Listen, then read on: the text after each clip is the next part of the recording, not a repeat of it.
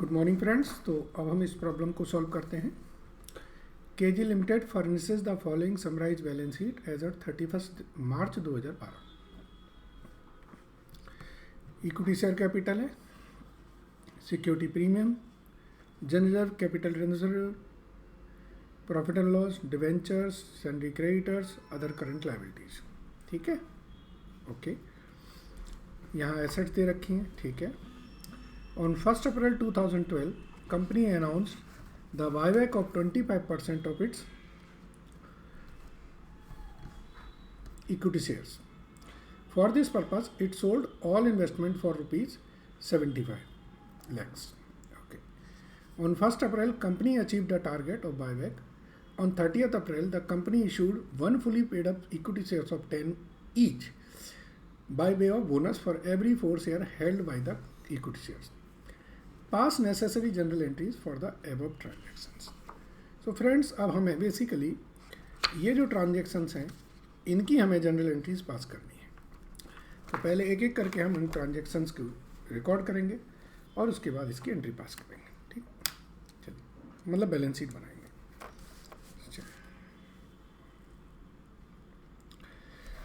सो पहले हम general entries pass करते हैं।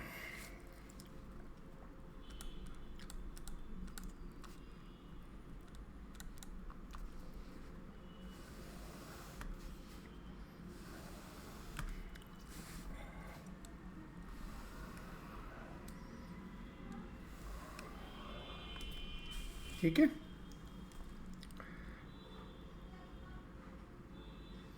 कंपनी ने 74 लाख के शेयर्स को 75 लाख में बेचा है, यानी कि 1 लाख का प्रॉफिट हुआ है। तो एंट्री होगी बैंक अकाउंट डेबिट 75 से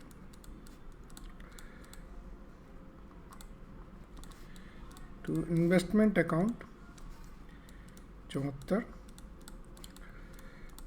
1 लाख का जो प्रॉफिट है वो आप प्रॉफिट एंड लॉस अकाउंट में डाल देंगे। ठीक है जी। अब दूसरी एंट्री, कंपनी ने कितने शेयर ले रहे हैं? 25% of its equity shares. Total equity shares company के हैं 1200 लाख के कैपिटल है। ठीक है जी। तो अब हम बात करते हैं बायबैक की।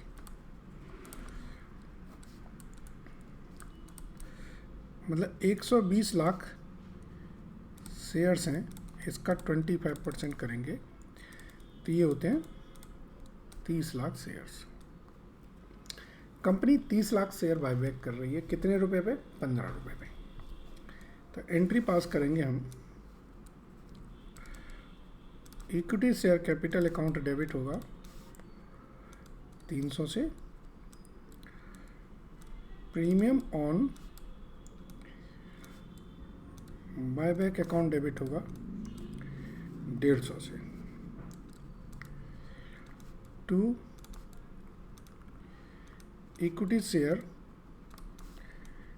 बायबैक 450 से। Equity share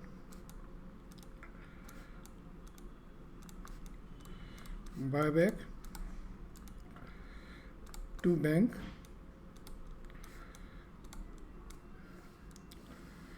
450 to bank. ठीक है जी, यस। आगे देखें। अब कंपनी ने बायबैक तो कर लिया, अब कंपनी को कैपिटल रिडेम्पशन रिजर्व बनाना है। यस। सो पहले तो जो प्रीमियम है उसे ट्रांसफ़र करें। तो एंट्री होगी सिक्योरिटी प्रीमियम अकाउंट डेबिट, तो प्रीमियम ऑन बायबैक ये हो गया 150 रुपये का। ठीक है जी। आगे अब हमें जनरल रिजर्व और प्रॉफिट एंड लॉस वगैरह से वो बनाना पड़ेगा। सो जनरल रिजर्व हमारे पास है 265 के, और कैपिटल रिडेम्पशन रिजर्व हमें बनाना है फेस वैल्यू ऑफ बाईबैक के बराबर, दैट इज 300। तो 35 हम P&L अकाउंट से ले लेंगे। ये हमने जनरल बना दिया, ठीक है। अब आगे बात करते हैं। कंपनी ने इसके बाद बोनस इशू किया है, तो तीसरा ट्रांजैक्शन हमारा बोनस का होगा। तो शेयर आफ्टर बायबैक कितने बचे? 90 लाख। तो बोनस कितना होगा? 90 लाख शेयर का 1/4 यानी कि 25 लाख शेयर्स। इतने शेयर्स, ठीक है। तो बोनस अमाउंट क्या होगी? 20.5 लैक्स इंटू 10, 225 लाख। ये हम सीधा सीधा कैपिटल रिजर्व से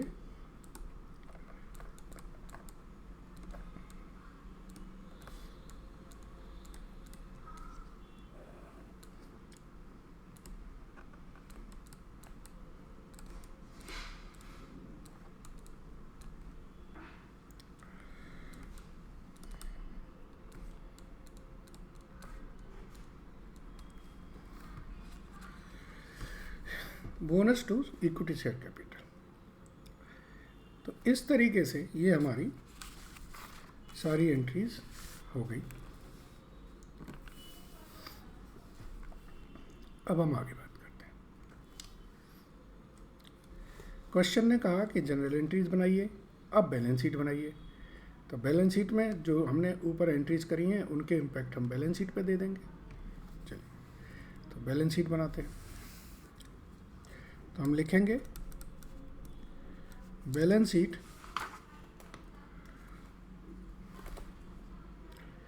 एज ऑन। जो भी कंपनी की बैलेंस शीट है वो हम लिख देंगे। कंपनी की बैलेंस शीट हमारी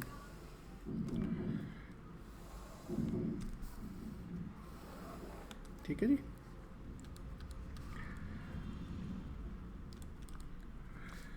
equities and liabilities.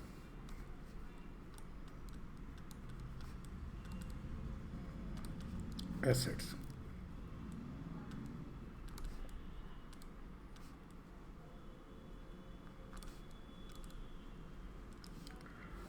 Non current assets,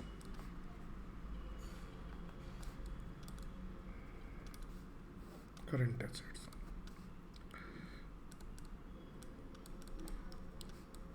fixed assets, non current investment, ठीक है जी। करंट एसेट्स में हमारे पास जो लाइन आइटम्स हैं हम उन्हें लिख लेंगे, जैसे कि स्टॉक है, डेटर्स हैं, कैसेट बैंक है। तो स्टॉक में हमारा आ जाएगा inventories,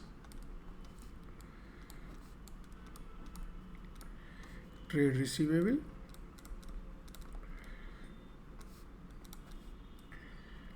cash and cash equivalent. यहाँ पर सबसे ऊपर होता है शेयर होल्डर फंड। उसके दो पार्ट होते हैं,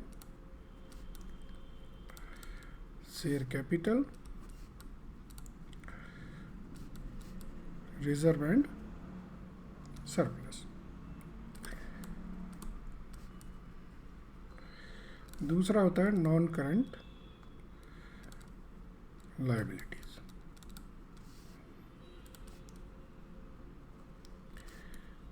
तीसरा होता है करंट लायबिलिटीज, ठीक है जी। Non current liabilities and current liabilities. चलिए, अब इसके बेसिस पर हम अपनी वर्किंग करते हैं। करंट लायबिलिटीज हमें क्वेश्चन में दी है 195 है और ट्रेड पेबल्स हमारे हैं 745 के। ठीक है जी, तो ये दोनों हमारे करंट लायबिलिटीज का पार्ट है। 12% डिवेंचर्स हमारे, तो ये नॉन करंट लायबिलिटीज का पार्ट है। तो यहाँ पर ट्रेड पेबल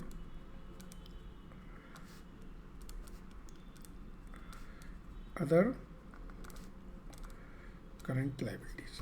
ठीक है जी, ट्रेड पेबल 745, 195,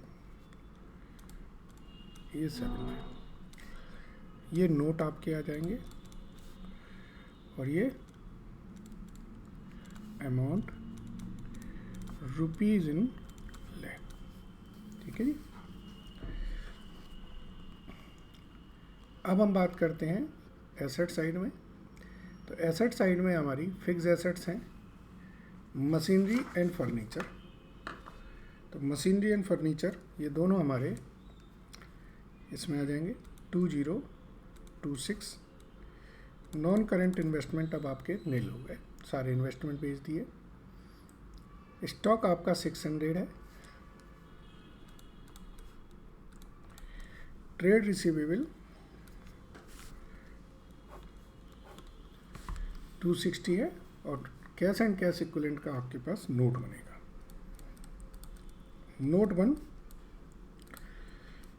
ये आपका शेयर कैपिटल का बन जाएगा। नोट 2 ये हमारा रिजर्व एंड सरप्लस का बन जाएगा। नोट 3 ये हमारा कैश एंड कैश इक्विवेलेंट का बन जाएगा। ठीक है जी,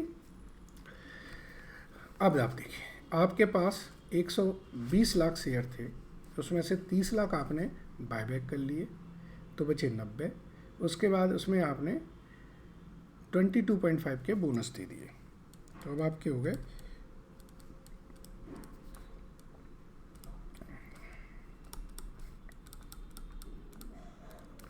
1125 के, तो आपके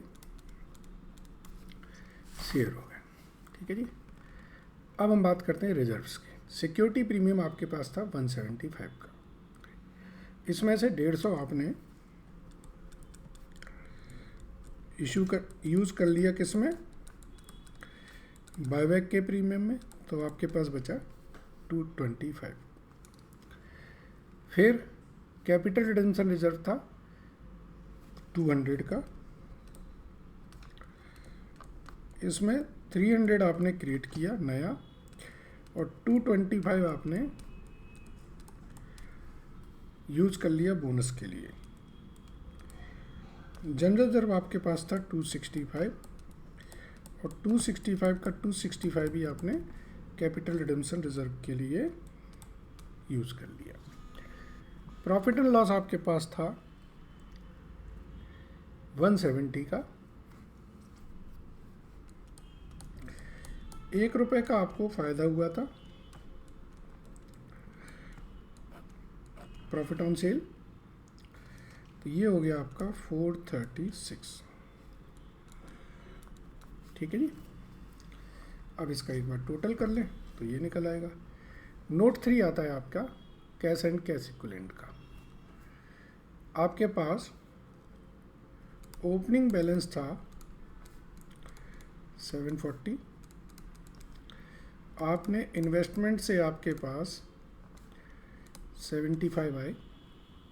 ठीक है जी, और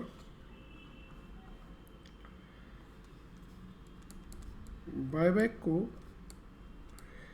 लिए आपने 450 खर्च कर दिए, तो ये आपका आपके 365 यहाँ पर बैलेंस रहा। अब इसका टोटल करते हैं,